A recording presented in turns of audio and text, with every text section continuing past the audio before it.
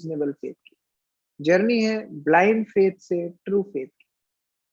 मान लो आप एक मस्त आदिवासी इलाके से एक जिंगालाला हुहू को पकड़ के लेकर के आए और उसको आपने मुंबई शहर में छोड़ दिया। अब वो पहली बार मुंबई शहर देख रहा है। उसने जंगल ही देखे थे, उसने अभी तक नदियां देखी थी, पहाड़ देखे थे। अभी पहली बार वो मुंबई शहर देख रहा है और मुंबई शहर में वो देख रहा है बड़ी बड़ी बिल्डिंगें हैं, तो उसको लग रहा है अच्छा शायद मुंबई में इस स्थान में माउंटेन्स ऐसी होती हैं बड़ी बड़ी।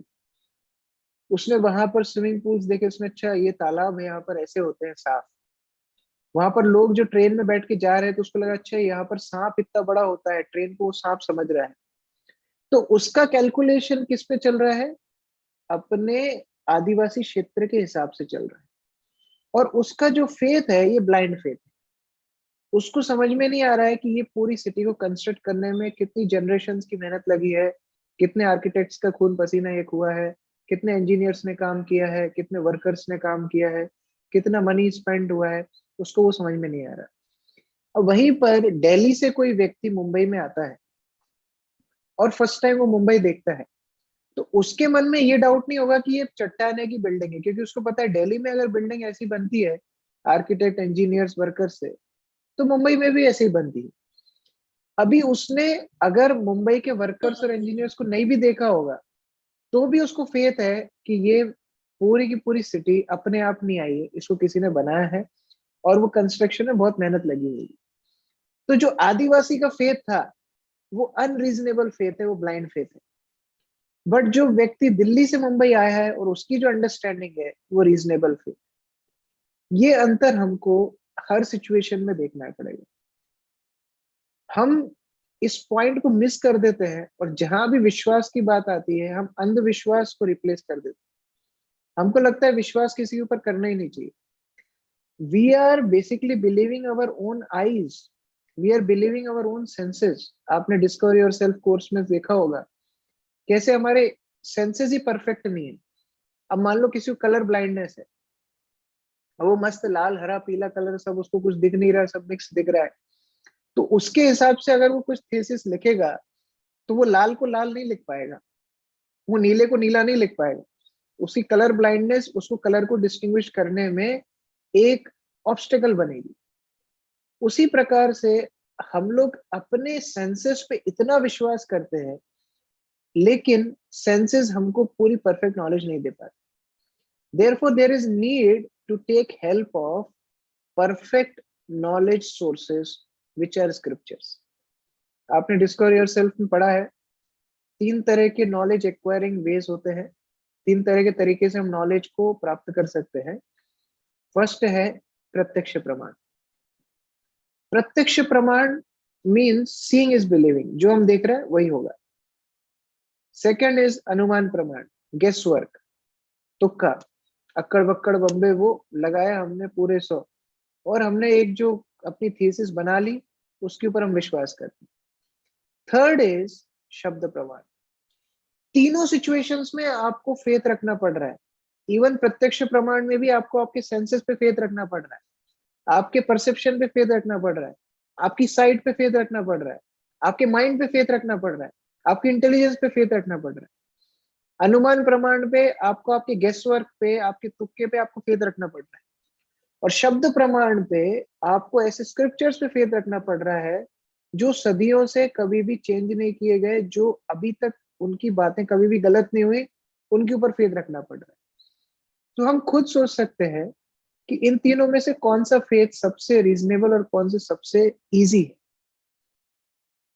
Generally why people don't want to admit कि हम लोग स्क्रिप्चर्स पे फेथ रखते हैं, क्योंकि उनको जो हार्डशिप्स अपनी लाइफ में आई है वो लोग दूसरों को भी उसी नजरिए से देखना चाहते हैं। एक बार एक व्यक्ति मेले में घूमने के लिए गया और वो अपनी वाइफ को और 2 छोटे छोटे बच्चों को घुमाने के लिए लेके गया। जब वो कार पार्किंग कर रहा था तो इतने में दूसरा कार वाला आके उसकी कार को हिट कर देता। अब वो कार वाला बाहर निकलता है, ये फैमिली पर्सन भी बाहर निकलता है अपनी फैमिली के साथ। दोनों के बीच में लड़ाई शुरू हो जाती। अब एक दूसरे को तू मैं करने लगते हैं, लड़ाई करने लगते हैं। अब ये व्यक्ति बोलता है देख, बातचीत तक तो ठीक है, हाथ नहीं उठाने का अपने ऊपर। तो ये जो दूसरा बंदा था, इसने उठा करके एक कस के थप्पड़ मार दिया इसको। तो बड़ा बुरा लगा। ये बोलता है तूने मुझे मारा ठीक है, मेरी पत्नी को हाथ लगाना नहीं। अगर पत्नी को हाथ लगाएगा ना तो यहाँ पर महाभारत चल जाएगी। अगले बंदे ने पत्नी में भी खींच के एक थप्पड़ मार दिया। अब पत्नी भी पिट गई, पति भी पिट गया। अब वो व्यक्ति बोलता है देख भाई, तूने मुझे मारा, मेरी पत्नी को मारा, बच्चों को हाथ मत लगा देना। बच्चों को अगर हाथ लगाए तो देख लेना, मेरे से बुरा कोई नहीं होगा। उस व्यक्ति ने एक एक दोनों बच्चों में भी रसीद कर दी। अब चारों पिट गए। अब वो व्यक्ति बोलता है मेला वेला छोड़ो, घर चलते हैं, गाड़ी में बैठ के घर वापस आ गए। उसकी फैमिली ने उसको घर में पूछा, देखो भाई, लड़ाई हुई समझ में आया, तू मैं हुई समझ में आया, तुमको थप्पड़ पड़ा वो भी समझ में आया, तुमने हमको क्यों पिटवाया, हमको क्यों जबरदस्ती पिटवाया। तो व्यक्ति बोलता है देखो, अगर तुम में थप्पड़ नहीं पड़ते ना तो तुम घर आके मेरा मजाक उड़ाते। अब क्या अपन चारों में एक एक पड़ गए, तो कोई किसी का मजाक नहीं उड़ाएगा। कहने का मतलब क्या है, पूरे वर्ल्ड में कोई ये व्यक्ति एडमिट करने के लिए रेडी नहीं है कि स्क्रिप्चर्स में सब कुछ दिया हुआ है। क्यों? क्योंकि अगर हम उसको जैसे ही एडमिट करते हैं, वैसे ही जितनी भी अभी साइंटिफिक केसेस हुई है, जितनी भी अभी रिसर्चेस हुई है, उन सबको थप्पड़ पड़ने वाला है। क्यों? क्योंकि हमारे स्क्रिप्चर्स में वो डिटेल्स पहले से ही दे रखी है।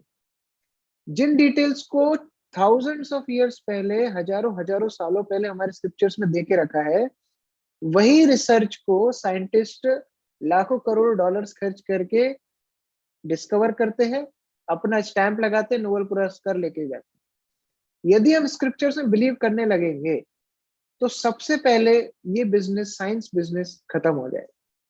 और इसी डर से लोग स्क्रिप्चर्स को क्रेडिट नहीं देना चाहते। देखिए, जब ब्रिटिशर्स भारत में आए तो सबसे पहले उन्होंने अटैक किया हमारे स्क्रिप्चर्स पे, क्योंकि वो नहीं चाहते थे कि हम लोग अपने स्क्रिप्चर्स पे बिलीव करें। और यही कारण है कि हम लोग धीरे धीरे अपने खुद के कल्चर को इंफीरियर समझने लगे। देखिए, अगर आपको किसी व्यक्ति को गुलाम बनाना है तो आपको उसको इंफीरियर महसूस कराना बहुत जरूरी है। अब हमारे स्क्रिप्चर्स में इतनी हाई लेवल की टेक्नोलॉजी, हाई लेवल की साइंस, हाई लेवल की थीसिस, हाई लेवल की रिसर्चेस थी कि ब्रिटिशर्स कुड नॉट फाइंड। आप में से कोई एक जन ये पढ़ सकते हैं, इसमें फर्स्ट मैकॉले की ये ब्रिटिश पार्लियामेंट को रिपोर्ट है 1835 में। That means almost 200 years back ये रिपोर्ट है इंडिया के बारे में। somebody would like to read it? आप में इसको एक जन पढ़ सकते हैं इसको? Yes, sir. प्लीज विदित, please read it. Yes, sir. Lord Macaulay on India.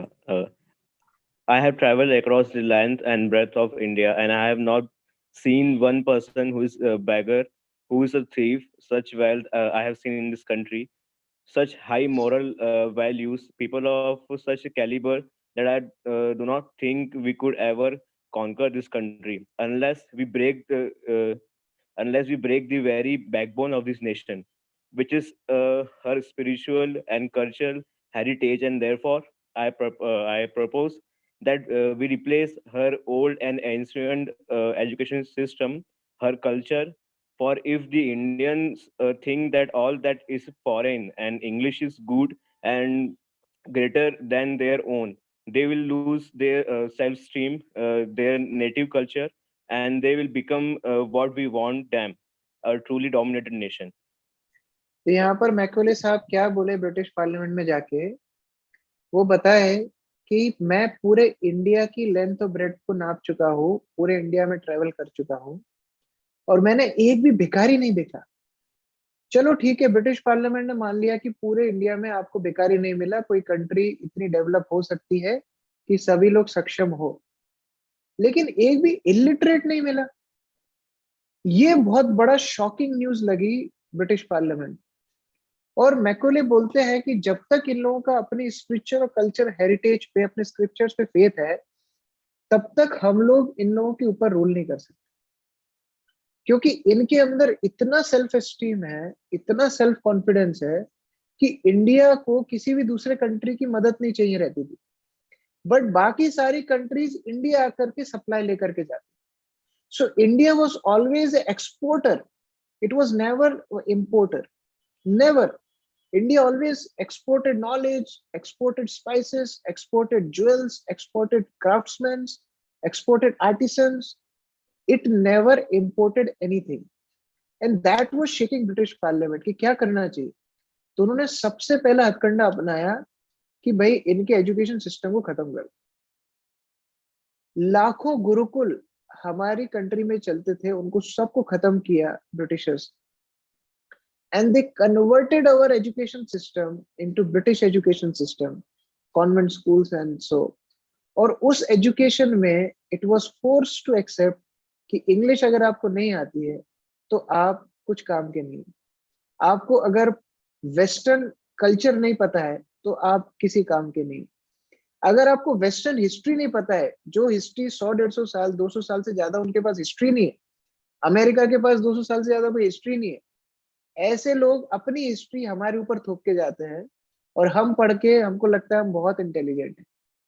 NASA recently pass this statement on Sanskrit. NASA बोलती है अपनी वेबसाइट पे कि वो एक मिशन संस्कृत नाम से लॉन्च करना चाहते हैं, क्योंकि संस्कृत बेस्ट लैंग्वेज है कोडिंग के लिए। क्योंकि आपको पता होगा सारी सारी लैंग्वेजेस में ऑर्डर बहुत महत्वपूर्ण होता है। I am going, I going am नहीं चलेगा, गोइंग एम आई नहीं चलेगा। आप संस्कृत में कोई भी सेंटेंस को उठाइए, अहम गमिष्यामि तत्र चलेगा, तत्र गमिष्यामि अहम चलेगा, गमिष्यामि अहम तत्र चलेगा। इवन ऑर्डर जिस लैंग्वेज में कोई बैरियर नहीं है, जिसमें बड़े बड़े सेंटेंसेस छोटे छोटे श्लोक के माध्यम से, सूत्र के माध्यम से, एक एक वर्ड के माध्यम से बताए जा सकते हैं, उससे बेस्ट लैंग्वेज आर्टिफिशियल इंटेलिजेंस और कोडिंग के लिए हो ही नहीं सकती। ये नासा ने एक्सेप्ट किया और अभी उन्होंने अपने लोगों को लगाया है मिलियंस ऑफ डॉलर्स खर्च करके संस्कृत सीखने के लिए। जो संस्कृत हमारे सबके घरों में लाल कपड़े में बांध के हमने रख रखी है, वो नासा सीख रही है। नासा के ये रिक ब्रिग्स पढ़ते हैं कि Sanskrit is helpful in speech therapy, improves concentration, improves the tone of speech, encourages imagination, improves memory retention। ये सारी चीजें, पूरा वर्ल्ड इन चीजों के पीछे भाग रहा है और ये हमारे कल्चर में ऑलरेडी था। मिस्टर जॉर्ज मार्टिन भी बताते हैं कि जब मैं संस्कृत मंत्रों को पढ़ता हूँ तो मैं एक क्यूरेटिव इफेक्ट अपने ट्रीटमेंट में देखता हूँ। इसलिए रोज ये डॉक्टर सुबह और शाम ह्यूस्टन में चैंटिंग करते हैं। चैंटिंग मतलब क्या होता है? संस्कृत मंत्रों का जब हम उच्चारण करते हैं उसको चैंटिंग बोलते हैं। तो उसके बेनिफिट से ये ट्रीटमेंट कर रहे हैं। तो mantra meditation, even NASA accepted this mantra meditation is so important. Let's come to maths. Roman numbers, Roman dynasties, Roman history is considered to be old, one of the oldest dynasties in the world. और Roman numbers are illustrated as this, आप सबको पता है।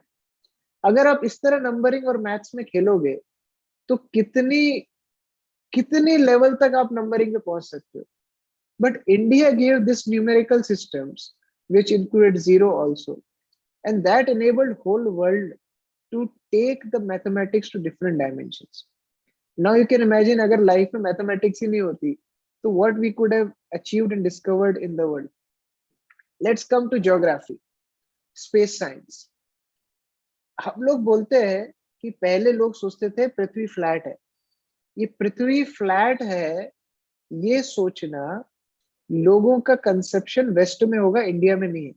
क्योंकि India में हम लोग बोलते ही हैं भूगोल। आपने सुना होगा भूगोल। भूगोल मतलब भू मतलब पृथ्वी, अर्थ, गोल मीन्स इट्स राउंड। सो हमारे स्क्रिप्चर्स में ऑलरेडी दे रखा है कि ये राउंड है और इसकी जो ऑर्बिट है ये भी स्क्रिप्चर्स में दे रखी है। विष्णु पुराण से यहाँ पर कोटेशन है कि earth rotates in two ways by the will of Brahma. First it rotates on its axis, secondly it rotates around the sun. पहले वो खुद अपनी एक्सिस पे घूमती है जिससे डे और नाइट होते हैं, और रिवॉल्व्स अराउंड द सन, सन के अराउंड घूमती है जिससे ईयर होता है और सीजन्स होते हैं। Day and nights are distinguished when it moves on its axis. Seasons change when it revolves around the sun. तो ये डिस्कवरी के लिए आपने नोबेल पुरस्कार चाहे किसी को भी दिया हो, ये हमारे विष्णु पुराण में लाखों करोड़ों साल पहले से दिया हुआ था। और आगे आइए, फिजिक्स में आइए।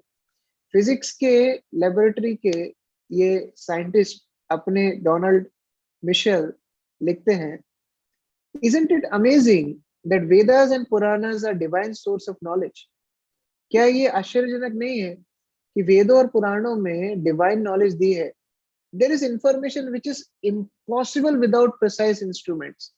अगर उन लोगों के पास लाखों करोड़ों वर्ष पहले इंडिया के पास अगर प्रिसाइज इंस्ट्रूमेंट्स नहीं है, तो वो ये नॉलेज को लिख ही नहीं सकते हैं इस तरह। आप देखिए, बहुत सारे रिलीजन्स की बहुत सारे रिलीजियस बुक्स है, they talk about how to behave, they talk about social customs, but हमारे scriptures behavior भी सिखाते हैं, social customs भी सिखाते हैं, politics भी सिखाते हैं, economics भी सिखाते हैं, metallurgy भी सिखाते हैं, architecture भी सिखाते हैं, science भी सिखाते हैं, technology भी सिखाते हैं। हम जितना नहीं सोच सकते उससे ज्यादा सिखा देते। So that is the greatness of our Vedic scriptures. Let's see what this Pennsylvania State University doctor is saying. Vedic science is the only history in which the time scales correspond to those of modern scientific cosmology. ये भाई साहब क्या बोल रहे हैं कि बहुत सारे स्क्रिप्चर्स में स्पेस के बारे में बात की गई। ग्रीक लिटरेचर में भी स्पेस के बारे में बात होती है, या प्लूटो व्लूटो बाकी लोगों के बारे में बात की गई है। अलग अलग लोगों के स्क्रिप्चर्स में कॉस्मोलॉजी को लेके बड़ा डिस्क्रिप्शन दिया गया है, बट जो वैदिक स्क्रिप्चर्स हैं उनकी ही टाइम स्केल्स मॉडर्न साइंस के साथ मैच होती है। क्यों मैच होती है? क्योंकि they have written the truth thousands and lakhs of years before which we are discovering now. आप खाना ऐसे भी खा सकते हो, आप ऐसे खा रहे हो, कोई बड़ी बात नहीं है, लेकिन उसके लिए आपको नोबेल पुरस्कार मिल रहा है। So this is our current state of affairs. Let's see another scientist, Scott Sanford from NASA. ये क्या बोल रहे हैं? Somebody would like to read? कोई फटाफट पढ़ो what he wants to say. Yes, sir. Yes, read it. It looks like that the writer of Vedas and Puranas came from the future to deliver knowledge. The work of the ancient Aryans sage is mind-blowing. There is no doubt that Purana and Vedas are word of God. तो ये Scott Sanford जी को किसी Indian ने रिश्वत नहीं दी ये बोलने की, बट ये पूरी अपनी साइंटिफिक रिसर्चेस करने के बाद क्या बोल रहे हैं कि वेदों और पुराणों में जो नॉलेज दी गई है वो ऐसा लगता है मानो कोई व्यक्ति ने फ्यूचर में जा करके सब कुछ देख लिया हो और आकर के पुराण और वेद लाखों करोड़ों वर्ष पहले लिख दिए हो। क्योंकि जिस लेवल की साइंस, टेक्नोलॉजी, डिस्कवरीज उसमें लिखी हुई है, they are mind blowing. There is no doubt that they are word of God. जिसने ये मशीन बनाई है दुनिया की, the creator of world is God, वही इसकी इतनी डिटेल तक जा सकते हैं और कोई इसकी डिटेल में नहीं जा सकता। जैसे एक और एग्जांपल है, growth of embryo in mother's womb. जो माता के पेट में बच्चे का डेवलपमेंट होता है, यहाँ पर हमारी सोनोग्राफी वगैरह की जब डिस्कवरी हुई उसके बाद में हमको ये पता पड़ा कि 28 डेज में क्या डेवलपमेंट होता है, 32 डेज में क्या होता है, 37 डेज में क्या होता है, 44 डेज में क्या होता है, 56 डेज में क्या होता है। We see the development through sonography. But ये सोनोग्राफी की डिस्कवरी कुछ 70-80 साल पहले हुई, लेकिन हमारी श्रीमद् भागवतम में जो कि 5000 साल पहले दी गई है, वेद व्यास ने इसको लिखा है, उसमें डे बाय डे कैसे एम्ब्रियो डेवलप होता है उसका डिस्क्रिप्शन ऑलरेडी दिया हुआ, आप खुद पढ़ सकते हो। और अगर आपको 5000 साल में विश्वास नहीं है तो कम से कम आपके घर में दादी, नानी, दादाजी ये सब होंगे जिनको आप पूछ सकते हो कि दादाजी आपके टाइम पे भागवत थी कि नहीं थी, तो वो तो कम से कम एग्री करेंगे। अभी उनकी उम्र 70-75 साल होगी, जो कि सोनोग्राफी की डिस्कवरी से पहले के लोग हैं।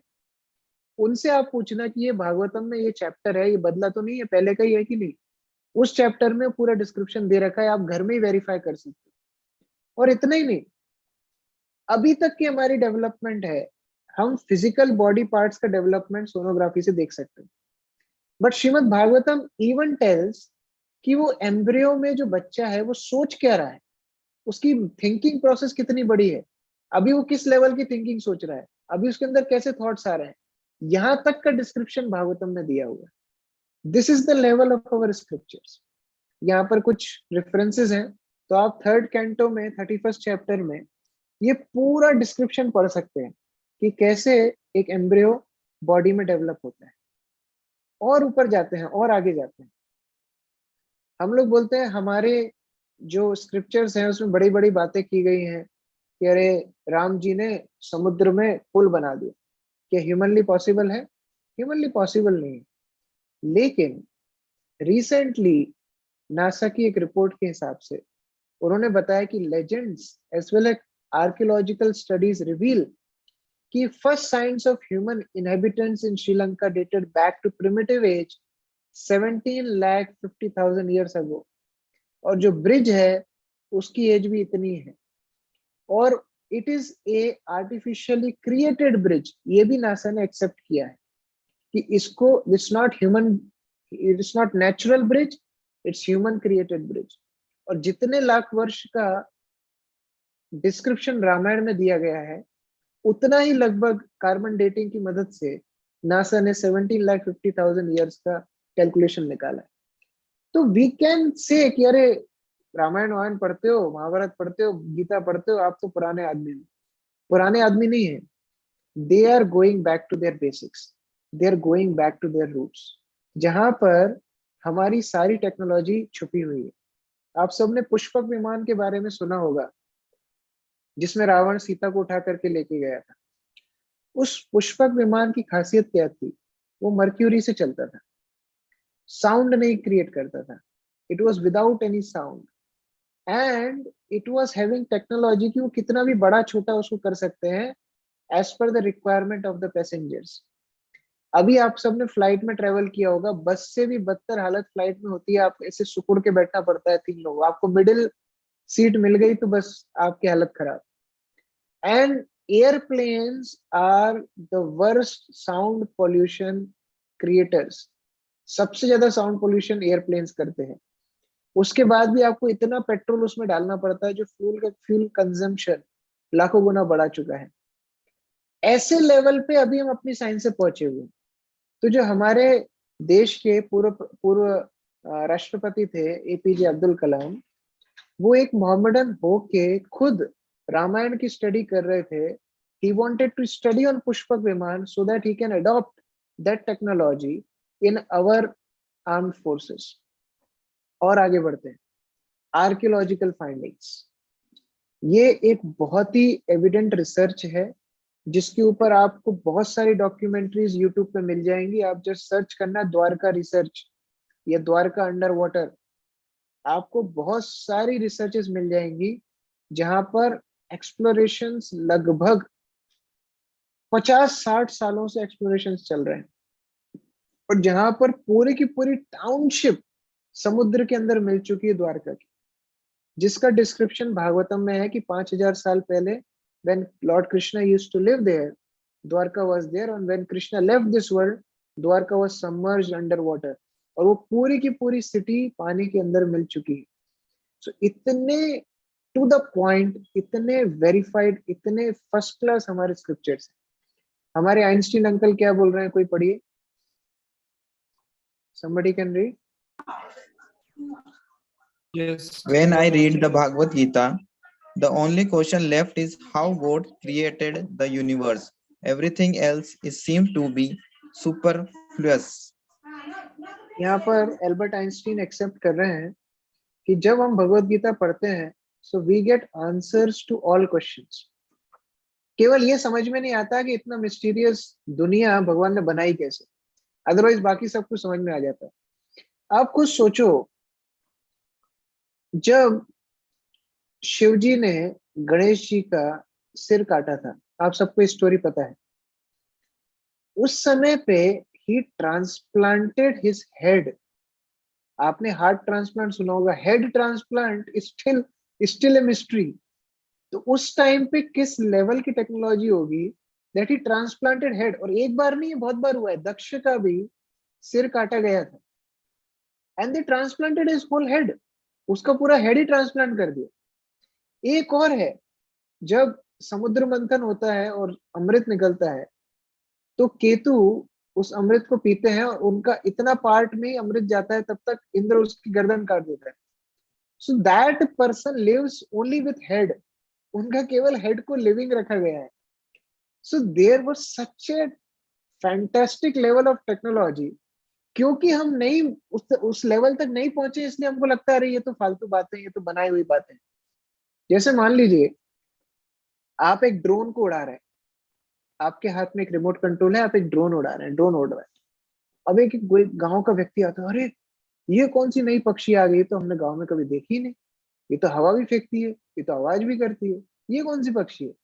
उसका माइंडसेट पक्षी से बाहर ही नहीं निकल सकता। अब उसको बैठाओ, चाचा जी ये पक्षी नहीं, ये ड्रोन है, ड्रोन, इसमें कैमरा फिट है, एक कैमरे से हम पिक्चर्स लेते हैं और ये जो रिमोट कंट्रोल है इससे हम ड्रोन को उड़ा रहे हैं। बोले हट, मेरे को पागल समझा है क्या, तुमसे डबल उम्र है मेरी, तुम्हारी थोड़ी बातें मानूंगा मैं।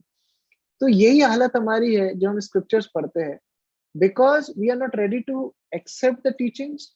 हम उस लेवल तक पहुंचे नहीं है, इसलिए हमको स्क्रिप्चर्स की बातें झूठी लगती। Let's read what Robert is saying. Can somebody read? He is the father of Good evening, atomic sir. bomb. Sir, my name is Devendra Khachane. Yes, Access Devendra. the Vedas is the greatest privilege this century may claim over all previous centuries. Very good. तो यहाँ पर बता रहे हैं कि अगर आपको वेदास की टीचिंग्स पे एक्सेस मिल जाए, किसी तरीके से आप संस्कृत समझें, वेदास को स्टडी करें, और इसकी स्टडी से अगर आप लर्निंग टीचिंग्स निकाल पाए, तो this will be the greatest privilege of this century. ये सेंचुरी की सबसे बड़ी प्रिविलेज, अगर कोई टेक्नोलॉजिकल एडवांसमेंट में सबसे ज्यादा एक्सेल करना चाहता है, so they should go back and access the Vedas. Let's see what this American English poet T.S. Eliot is saying. Somebody can read?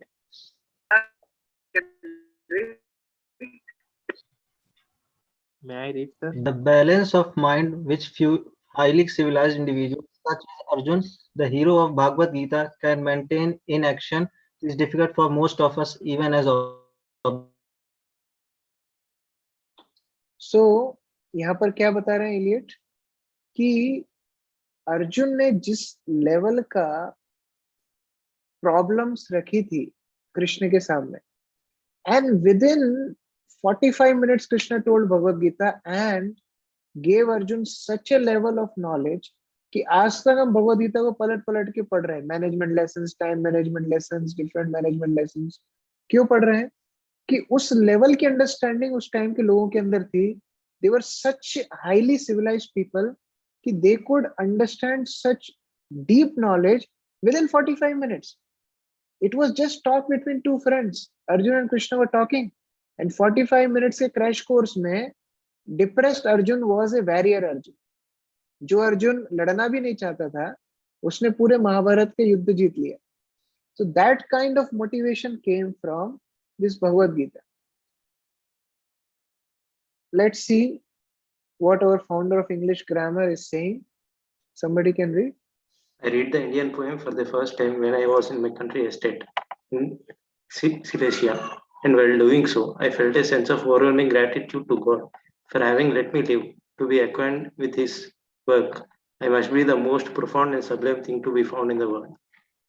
ये बोल रहे हैं, although he is the father of English grammar, but he is saying कि जब उन्होंने Indian poem पढ़ी, जब उन्होंने इंडिया के लिटरेचर पढ़ा, so he was thanking God कि मुझे आपने अभी तक जिंदा रखा इस लेवल की अंडरस्टैंडिंग को रखने के लिए, पढ़ने के लिए।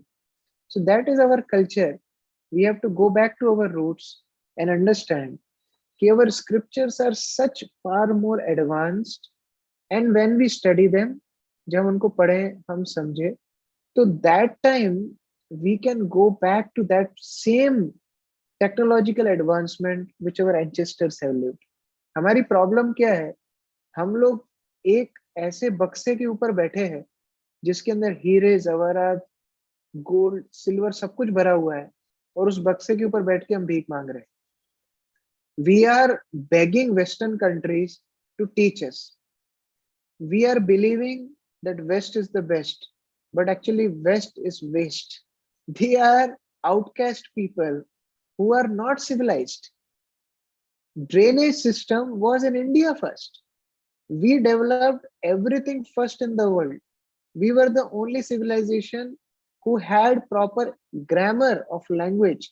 People invented grammar much later. We were the only civilization who knew how to have politics, how to have economic development, how to make weapons, how to make our own crops, agriculture. Everything was first invented in India. We have civilizations which are thousands years of back. What is civilization of America? What is civilization of Europe? What is civilization of Australia? What history they can write? We have histories back to lakhs of years. तो उस culture में हम लोगों का birth हुआ है, और हम लोगों को उसके रूट्स में वापस जाना है. I am not saying we should give up our knowledge, अभी की हमारी पढ़ाई वढ़ाई छोड़ के हम लोग पीछे चले जाएं और अभी बुक्स पढ़े, बट साइड बाय साइड हमारा कल्चर हमको पता होना चाहिए. दैट स्क्रिप्चर्स आपकी इस लेवल तक मदद कर सकते हैं जो आपको बाकी वेस्टर्न कंट्रीज नहीं दे सकती. अभी हम लोग सब लोग बड़े बड़े नाम कोट करते हैं, अरे इसका सीईओ इंडियन है, इसका सीईओ इंडियन है. They all have left India and went there, और हम लोग अप्रिशिएट करें इंडियंस कितने महान है, दैट इज एक्सेप्टेबल. बट हम लोग अपने कल्चर के लिए क्या कर रहे हैं? हर कंट्री कुछ ना कुछ चीज के लिए फेमस होती है. अमेरिका वेपन्स के लिए फेमस है, जापान टेक्नोलॉजी के लिए फेमस है, पाकिस्तान टेरर के लिए फेमस है. हर कंट्री कुछ ना कुछ चीज के लिए फेमस है. बट हमारी इंडिया किस चीज के लिए फेमस है? We are Heritage and famous culture. heritage and culture. So now where is that? Are we really understanding our heritage and culture? एक कोई व्यक्ति यश is writing in chat box due to imposement by British rule. But Britishers left India 70 years back. What we are doing since 70 years? Now we can blame some political parties, but blaming will not work. हम लोग कब तक blame करते रहेंगे? We have to recreate our education system. जब तक हमारा education system दोबारा रिक्रिएट नहीं होगा, we will never succeed in our endeavours. इसलिए like inspire club and other such clubs, they are doing this work. They are bringing this scriptural knowledge to you, कि हम खुद अपने स्क्रिप्चर्स को समझें, अपनी हेरिटेज को पहचाने, and then once again India can become Vishwa Guru, the teacher of the whole world. Thank you very much. So I'll conclude my words here, but if you have any questions, we can discuss. Okay, thank you, Any questions? Karthik sir, for explaining these wonderful things in such a nice way. So I believe, like most of the topics, the whole topic is clear to everyone that why the belief on scriptures is not blind faith, and how like such a great personalities have accepted the scriptures, who are, even if we say that okay, I am having the blind faith, but that particular personality is not having the blind faith, because they are having the scientific like a temperament. So basically, even if I am having, but not that particular person is having, and such multiple persons are not having, it means that yes, believing in the scriptures is not blind faith, rather it is more scientific as compared to the today's science. Okay, so those who have any questions, they can raise their hand so that they can ask the question directly to sir. Only 1 or 2 questions we will take. So in the if anybody meantime, I can read one question in the chat box. Yes, sir. Sir, if we had so much knowledge and technologies before, why did we suddenly stop using it? तो सबसे पहली बात तो ये है कि हमने suddenly stop नहीं किया. We had systematic fall of our education system. First of all, when invaders came, especially Mughals, and before Mughals, other Turks and others, when invaders came, they destroyed our education system. हम लोग बोलते हैं Mughals ने बहुत बड़ी बड़ी buildings बनाई, may be true, but think about it, जहां से ये लोग आए हैं, क्या वहां पर ऐसी बिल्डिंग्स हैं? क्या वहां पर ऐसे कंस्ट्रक्शंस हैं? नहीं है. That means after coming here, they got that kind of expertise, they got that kind of craftsmen, they got that kind of technology that they could build this kind of structures. Again, when Britishers came, I already discussed, they planned कि इनका Gurukul system खत्म करके हमको अपना education system बीच में डालना है. जब तक हम ये नहीं करेंगे, they will never become our slaves. And it is the result of centuries of slavery कि हम लोग अभी सोचते हैं कि हमारे scriptures third class. But now we have to rebuild that confidence in our people कि हम लोग दोबारा से अपने scriptures को पढ़ें, दोबारा से उसको जानें, और we can take benefit in every field by that. Okay, Trishul, very nice name. Okay, so Any I other believe question? Trishul has got, yeah, Trishul, you have got your answer. And now one boy is Vidit Purohit was asking a question. So Vidit, you can unmute yourself and can ask to sir. I think he already wrote in the chat box. He says, if we were so much civilized, then how we were brainwashed? Sir, are you saying that we should follow our scriptures blindly? I'm not saying that we should follow it blindly. I will say, give it a try. Don't follow blindly, but at least give it a try. हम लोग कितनी चीजें try करते हैं. We try so many toothpaste, we try so many apps. Why don't we try our scriptures? Read them, understand them, try it. When you get benefit, you cannot leave them. So at least try it in your life and then see if it works, then आपका faith अपने आप बढ़ेगा. India में जब हम रास्ता भी पूछते हैं तो 2-3 लोगों से पूछते हैं. एक व्यक्ति बताता है कि नहीं, आपको सीधा जाना है, वहां पर एक पेड़ मिलेगा, वहां से आपको राइट जाना है, वहां एटीएम मिलेगा, वहां से लेफ्ट जाना है, आपको आपकी डेस्टिनेशन मिल जाएगी. फिर हम दूसरे से फिर कंफर्म करते हैं, भैया पहले वाले ने उल्टा तो नहीं बता दिया. फिर वो बोलता है नहीं, आप सीधे जाइए, आपको पेड़ मिलेगा, राइट जाइए, आपको एक एटीएम मिलेगा, सीधे जाइए, आपको आपकी डेस्टिनेशन मिलेगी. हमको फिर भी विश्वास नहीं होता. हम जाते हैं धीरे धीरे धीरे, पेड़ आता है. जब पेड़ आता है ना, हमारा कॉन्फिडेंस बढ़ता है. फिर हम राइट लेते हैं, फिर एटीएम आता है, फिर हमारा कॉन्फिडेंस और ही बढ़ता है. फिर हम रास्ते पे और आगे जाते हैं, फिर हमें डेस्टिनेशन आती है, हमारा वेरीफाइड हो जाता है. फिर उसी तरह I am not saying blindly accept scriptures. आप स्क्रिप्चर्स को पढ़ो, अपने सीनियर्स की हेल्प लो, जो इस लाइन में they have some experience, they can help you.